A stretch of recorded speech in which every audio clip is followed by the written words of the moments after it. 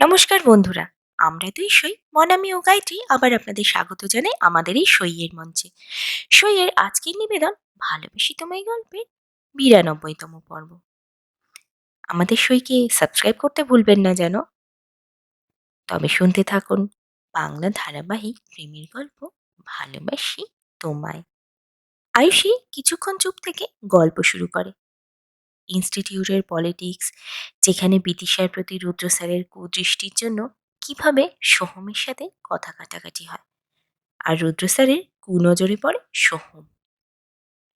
এদিকে বিদিশার সৌমদীপ আর মৌমিতাকে ফটো আর আংটি দেখানোর কারণে কিভাবে ওরা সেটাকে একটা নোংরা ঘটনা হিসেবে দেখায়, কিভাবে রুদ্র স্যার একটি মেয়ের অসুস্থতার খবর চেপে সেখানে সোহম আর আয়ুষীর নামে বদনাম রটায়, আয়ুষীকে ব্ল্যাকমেল করে শুধুমাত্র সোহম আর বিদিশার মধ্যে ঝামেলা করানোর জন্য, যাতে সোহমকে একটা অপবাদ দিয়ে বিনা দোষে ইনস্টিটিউট থেকে বের করে দেওয়া যায়। আর সৌম্যদীপ কিভাবে সমস্ত সোহম আর বিদিশার ব্যক্তিগত ছবি অজিতকে পাঠায়, আর সেসব ছবি দেখিয়ে অজিত অপূর্ববাবুকে এত উত্তেজিত করে তোলে যে অসুস্থ হয়ে অপূর্ববাবু মারা যান। আর এই ঘটনাকে কেন্দ্র করে বিদিশার মা আর অজিত সমস্ত দোষ সোহমের ঘাড়ে দেয়, যে সোহমের কারণেই অপূর্ববাবুর মৃত্যু হয়েছে। আর এই ঘটনার রোষে সোহমকে ওরা দুজন মিলে ঘাড় ধাক্কা দিয়ে হাসপাতাল থেকে বের করে দেয়। ঘটনা থেকে সোহমের মৃত মাকেও বাদ দেওয়া হয়নি, তাকেও অনেক অপবাদ দেওয়া হয়েছে। সোহমকে পরিষ্কার করে বলে দেওয়া হয়েছে যে ও যেন আর বিদিশার সাথে কোনো সম্পর্ক না রাখে। সোহম ইনস্টিটিউটে গিয়ে কিভাবে সৌম্যদীপকে সবার সামনে মারে এবং শেষে সবাইকে বলে বেরোয় যে ও আর শিলিগুড়িতে থাকবে না। পুরো ঘটনার একের পর এক বর্ণনা করে পুঙ্খানুপুঙ্খ বিবরণ দিয়ে আয়ুষী চুপ করে যায়। বিদিশা সমস্ত গল্প শুনে হতবাক হয়ে যায়। ও যে সমস্ত কিছু ভুল ভেবেছিল, কত বড় ভুল ধারণা মনের মধ্যে পুষে রেখেছিল, ভেবেই নিজেকে ভীষণ ছোট মনে করছে বিদিশা। বিদিশার অজান্তেই সোহমের ওপর দিয়ে এত কিছু বয়ে গেছে, আর একাও কিভাবে সহ্য করেছে ভেবেই বিদিশার শরীর শিউরে ওঠে। আয়ুষী আর একটা কথাও বলে না। ব্যাগ নিয়ে চুপচাপ বেরিয়ে যেতে গেলে বিদিশা জিজ্ঞাসা করে, আমাকে আমার এই ছোট মানসিকতার জন্য কখনো মাফ করতে পারবে আয়ুষীদি? কথাটা শুনে আয়ুষী চুপ করে দাঁড়িয়ে থাকায় কয়েক সেকেন্ড চুপ করে থাকার পর বলে, ভুল তো মানুষ মাত্রই হয় বিদিশা, আমিও না হয় তোমার কোনো ভুল ভেবে ভুলে যাব। আজ চলি। বিদিশা আবার ডাকে, আয়ুষীদি। আবার থমকে দাঁড়ায় আয়ুষী। বিদিশা আবার জিজ্ঞেস করে, বলতে পারো আমার এখন কি করা উচিত, কি করে সব ঠিক করব?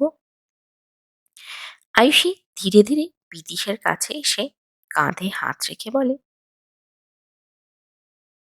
সোহম স্যার ছেলে মানুষ, উনি একাই ভাঙেন, আবার একাই গড়েন।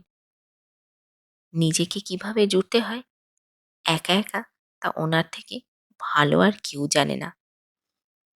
একটু সময় দাও ওনাকে, আর তুমিও একটু সময় নাও। পরিস্থিতি তোমাদের পক্ষে নেই এখন, তোমার সামনে তোমার বড় একটা কাজ আছে। এই কাজটায় মন দাও, শ্রদ্ধাপূর্ণভাবে সুসম্পন্ন করো। কোনো দিক নিয়ে ভাবতে হবে না এখন। যে বিধাতা ভেঙেছেন ঠিক সময়কালে উনি ঠিক গড়ে দেবেন, তাই দুশ্চিন্তা করো না। মনে রাখবে, সময়ের আগে কিচ্ছু হয় না, সঠিক সময়ের অপেক্ষা করো। কথা বলে বিদিশার মাথায় হাত বুলিয়ে চলে যাচ্ছিল আয়ুষী। এবার সে নিজেই দাঁড়ায়, বলে, আসল কথাটা তোমাকে তো বলাই হয়নি বিদিশা। বিদিশা একটু আশ্চর্য হয়ে আয়ুষীর দিকে তাকালে। আয়ুষী বলল, বাড়িতে জিজ্ঞেস করো কাকুর হাতের আংটিটা কোথায়। বিদিশা যেন চমকে উঠল একটু, স্মিত হেসে হাসি বলল, কাকু সোহম স্যারকে আশীর্বাদ করে গেছেন আংটিটা দিয়ে। তিনি তোমাদের সম্পর্কটাতে সিলমোহর দিয়ে সম্মতি জানিয়ে গেছেন। স্যারের হাতে আংটিটা জ্বলজ্বল করছে, আমরা দেখেছি। চলো আসি এবার। বলতে বলতে দেরি করে না, বেরিয়ে যায়। বিদিশা থম ধরে বসে থাকে, মাথার মধ্যে চরকির মতো ঘুরতে থাকে সব ঘটনাগুলো। রবিবাবু সোহমকে তো নিয়ে এলো, কিন্তু সোহমের আচরণ ঠিক মতো বুঝে উঠতে পারছেন না তিনি। এত চুপচাপ, এত ঠান্ডা, উত্তেজনাবিহীন এক মানুষ, যার বাইরের দুনিয়া নিয়ে কোনো আগ্রহই নেই। কোনো খুশি, আনন্দ, রাগ, দুঃখ কিছুই যেন নেই তার। যেন শীতের রাতে জলে ভেজা কাঁথা। অনেকভাবে, অনেক রকমভাবেই চেষ্টা করলেও সোহমকে স্বাভাবিক করতে পারলেন না।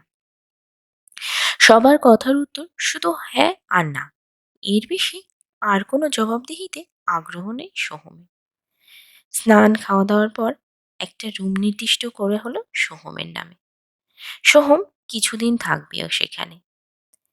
সোহম রুমে গিয়ে রেস্ট নিতে বললে ও চুপচাপ চলে গেল বিনা বাক্যে। কারোর সাথে একটুও কথা খরচ করলো না।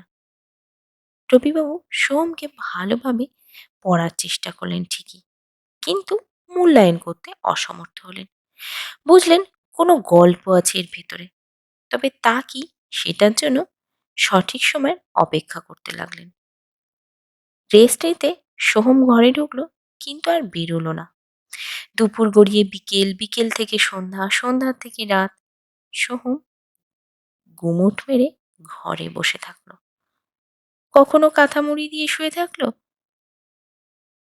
রবিবাবু এই বাহানা নিয়ে সেই বাহানায় ঘরে ঢুকলেন, কিন্তু সোহমের অবস্থা থেকে কেমন যেন মনমরা হয়ে গেলেন।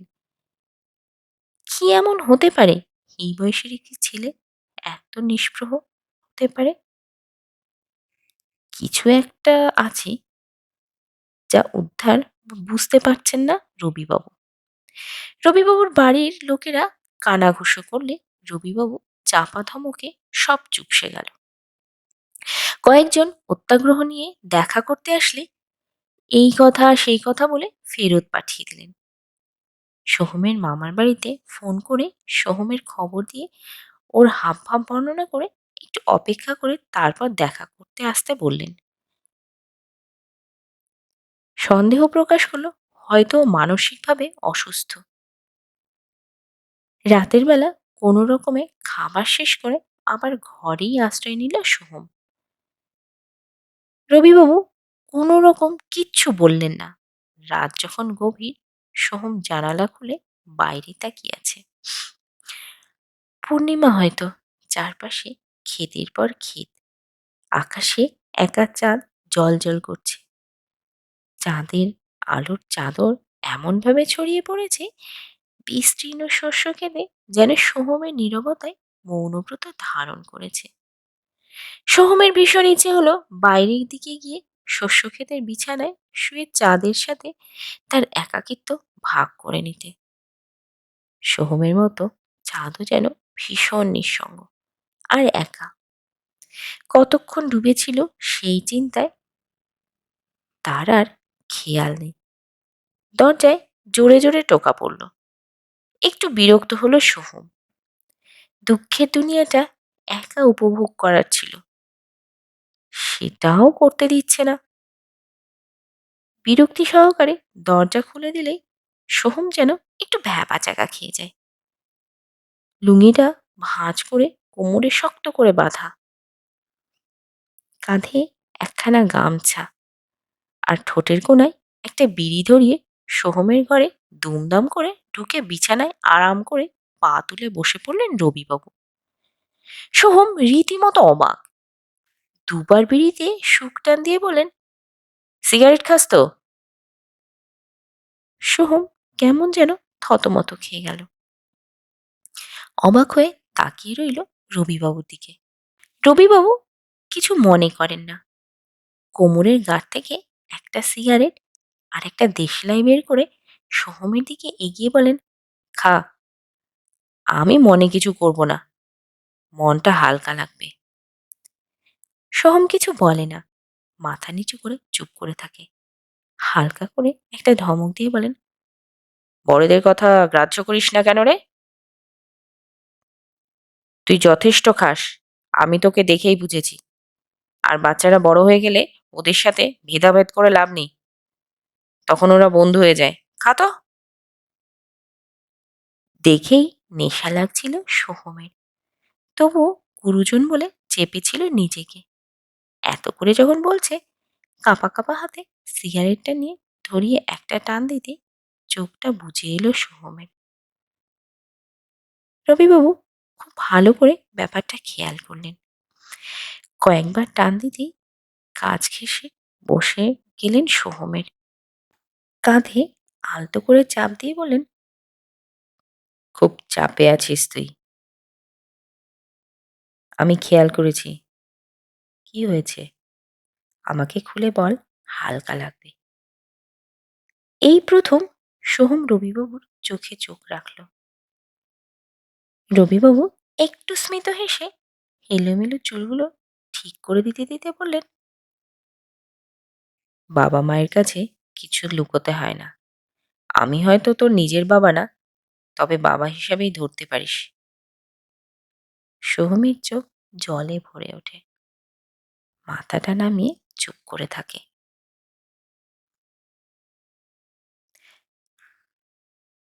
তো বন্ধুরা, কেমন লাগলো আজকের পর্ব? আজকের পর্ব কেমন লাগলো তা কমেন্টে জানান প্লিজ। আপনাদের একটিমাত্র কমেন্ট আমাদের এগিয়ে নিয়ে যেতে উৎসাহিত করবে। আমাদের গল্পটি ভালো লাগলে লাইক, কমেন্ট ও শেয়ার করুন। আর হ্যাঁ, সইকে সাবস্ক্রাইব করতে ভুলবেন না যেন। আজ এই পর্যন্তই। পরবর্তী পর্বে আবার দেখা হবে। ধন্যবাদ। ভালো থাকবেন।